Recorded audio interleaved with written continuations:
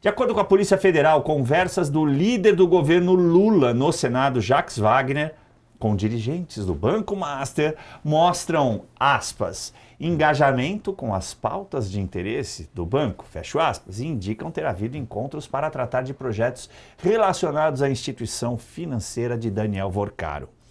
Jacques Wagner foi alvo de buscas na semana passada sob suspeita de receber propinas. Não! Que é isso, imprensa? Que propina? Jamais, em tempo algum, é o Jacques Wagner. Como um apartamento de 2,5 milhões de reais em Salvador e repasse de 3 milhões e meio de reais a uma empresa do seu enteado.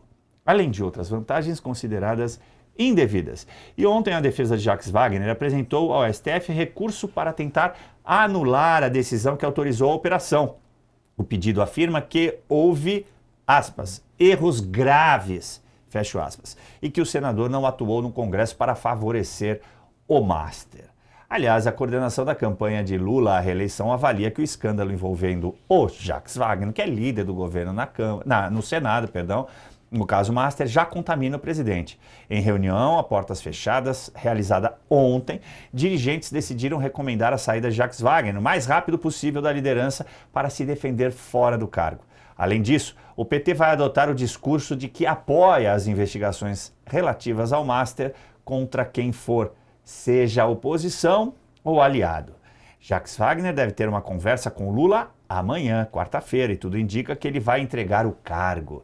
A senadora Tereza Leitão é cotada para ocupar vaga de líder do governo no Senado. Eu não conheço, tampouco também desejaria essa substituta, a Leitão. Mas, Ricardo, quero ouvir de ti. Eu tenho uma avaliação, mas eu não vou te contaminar com ela, tá? Jacques Wagner é um amigo de longa data, né? Do Dilma desinelegibilizado. 40 anos. Ele deu uma declaração recente, aliás, é recentíssima, numa entrevista, né? Não sei se para uma emissora de televisão ou enfim, para alguma outra plataforma, em que ele diz com todas as letras o que eu vou te traduzir aqui. Olha, eu sou muito amigo do presidente Lula e tenho certeza que ele não vai me abandonar nesta hora.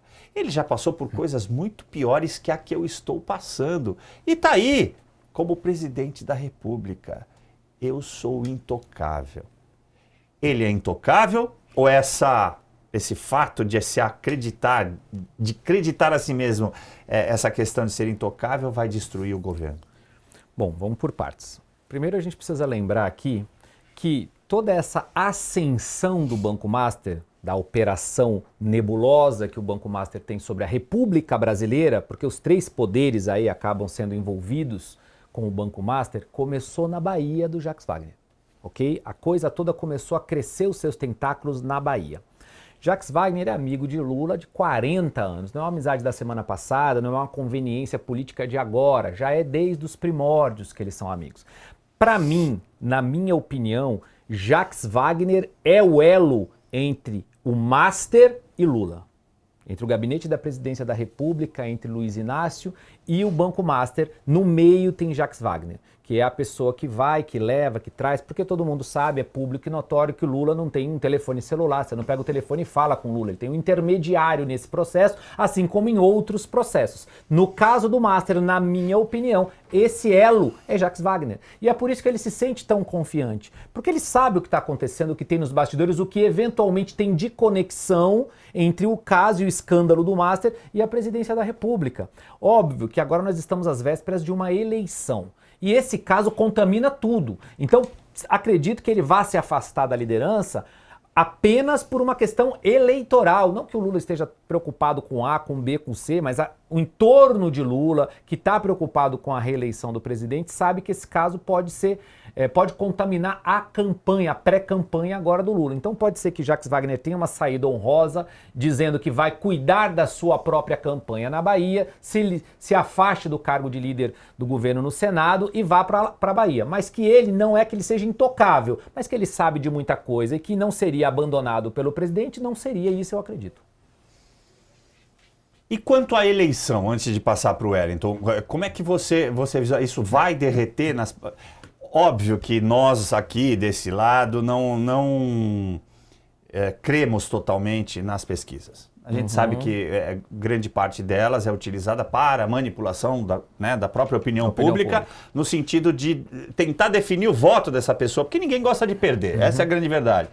Não vou votar, ele vai perder mesmo, então nem vou ajudar, não é? Então você se retira da eleição. E tem aquele que fala assim, não, ele está ganhando, então eu vou votar nele, né? Porque se todo mundo quer, que diferença faz meu voto? Também tem essas, eu já ouvi muito. Desprezando a questão das pesquisas eleitorais, propriamente dita, você acredita que vai haver um derretimento específico na eleição? Eu continuo defendendo que ele não será candidato. A gente tem uma questão econômica extremamente difícil, que já está começando a ficar evidente para a população e que, obviamente, pode juntar com a questão de corrupção, com tudo isso, e causar esse derretimento. Mas eu queria ouvir a tua opinião, Ricardo. Eu acho que a esquerda não tem um outro nome no momento. Ou seja, se não é Lula, não tem nome. A esquerda não tem essa organização. Não vai ser Camilo Santana, porque Camilo Santana fez uma gestão péssima no Ministério da Educação, tem os problemas dele lá. Não seria, porque seria um nome que é discutido dentro do PT, Camilo Santana. Fernando Haddad é colocado candidato para perder aqui em São Paulo. Então eu acho que a esquerda não tem uma mobilização. Agora o nome que na cabeça da esquerda tem chance contra Flávio Bolsonaro é Lula. Então eu acredito que o Lula vá ser candidato. Já tive também um pensamento muito próximo do seu, Caivano, do Lula não ser e tal, mas eu acho que essa saída deveria já ter acontecido. Não aconteceu, por quê? Porque não existe um outro nome que faça jus. Se Lula não é candidato, a eleição é da direita. E eu acho que eles não vão entregar isso de forma tão transparente e tranquila assim. Vão levar como é que você fala? Desinelegível? Alguma coisa parecida com isso aí. Vão levar a candidatura até lá, porque hoje é a que de fato faz algum páreo à candidatura de Flávio Bolsonaro, que dentro da direita é o nome mais viável hoje. Então acho que Lula vai ser candidato e é o único que tem condição eventual de fazer esse enfrentamento com Flávio Bolsonaro. Mas derrete, na tua opinião, em relação a tudo isso que está acontecendo do Jacques Wagner? Já deveria ter derretido. Com a gestão que a gente está tendo no Brasil, com todos os problemas que a gente está tendo no Brasil, é bem assustador que ele esteja na disputa, que ele tem aí um percentual, tudo bem, a gente não acredita 100% nas pesquisas, tem a ver, mas, nossa senhora, mãe de Deus, como é que esse cara tem essa quantidade? Eu fico horrorizado quando vejo as pesquisas para o Senado aqui no nosso estado, no estado de São Paulo, por exemplo, onde eu moro, quando eu vejo o nome de Tebet, quando eu vejo o nome de Marina Silva, por exemplo, figurando entre os primeiros nomes. Aí eu fico me perguntando o que está acontecendo com o eleitor brasileiro, o que está acontecendo com o eleitor paulista, quando dá um voto, ou pelo menos a intenção de voto, de novo, não acreditando 100% no processo, porque pode ser feito para conduzir o eleitor, mas tirando isso de lado, ter a Tebet, ter a Simone figurando entre os primeiros nomes me assusta e me assusta muito. Nisso eu compartilho a tua opinião. Wellington, vou começar por essa pergunta antes da gente falar da matéria. Você enxerga que vai ter esse derretimento? Ele ganhou uma sobrevida, digamos assim, em relação à opinião pública por conta do desenrola, né? Uma ou outra pacote de bondade, que ele gosta de falar assim, mas que para mim é maldade, porque vai escravizar literalmente, vai endividar para sempre essa pessoa que participou do desenrola. Mas junta isso com a questão da corrupção, você acha que vai derreter? Acho difícil, Caivano, porque o eleitor lulista não se importa com corrupção, com economia em frangalhos. O eleitor petista ele não é capaz de avaliar se a economia está em frangalhos ou não. Então, para mim, não perde esse voto fiel. Né? E a gente tem um componente aqui que também está ajudando muito Lula, que, na minha opinião, é o Flávio não ter entrado no modo campanha ainda, pelo menos em termos de proposição. Então a gente ainda não está vendo o movimento agressivo do Flávio, com vontade, com aquela gana de retomar o país, né, e de tirar esse câncer do poder. Isso tem favorecido. Acho que não derrete, porque o eleitor petista é isso. Agora, a esquerda já teve dias melhores. Né? Por que eu digo que a esquerda já teve dias melhores? Tornou-se muito pragmática. Eu até me solidarizo com o Jacques Wagner de ser tão idealista, de achar que ele ainda tem amigos. A esquerda pensa, não, o Lula não vai me largar, o Lula não vai soltar minha mão, e etc. Vai, querido, vai. Já estão querendo que você saia, porque hoje você é um estorvo, Jacques Wagner. Você hoje é um estorvo. E você vai ser chutado pelos seus pares, porque é isso que esses revolucionários fazem e fizeram ao longo da história, né? A revolução consome a si mesma e essa mentalidade ainda vigora entre essas pessoas.